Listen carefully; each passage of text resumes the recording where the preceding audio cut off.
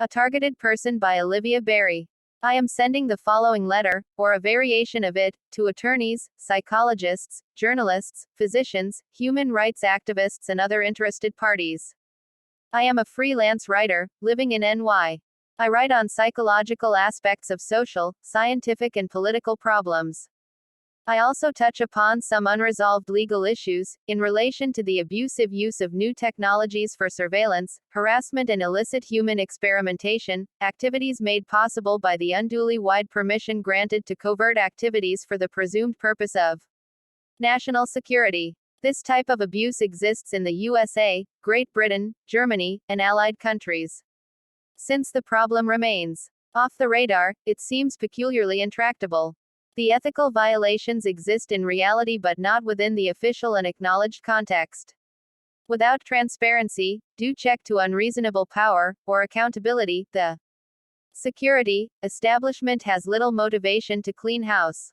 The result is that operations provide low-level operators every opportunity to play God, carry out personal vendettas, and engage in crimes which the police are directed to ignore.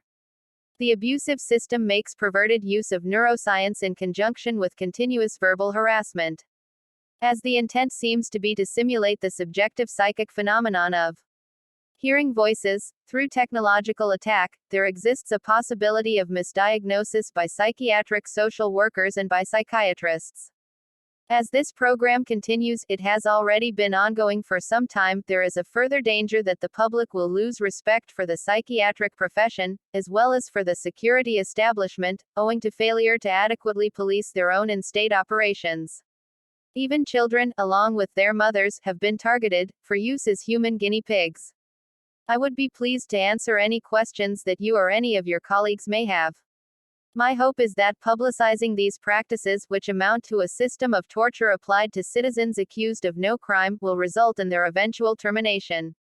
Further, development of new neuroscience technologies, along with a lack of civilian control over their use, adversely impacts the field of cybersecurity and the already difficult task of protecting data and intellectual property.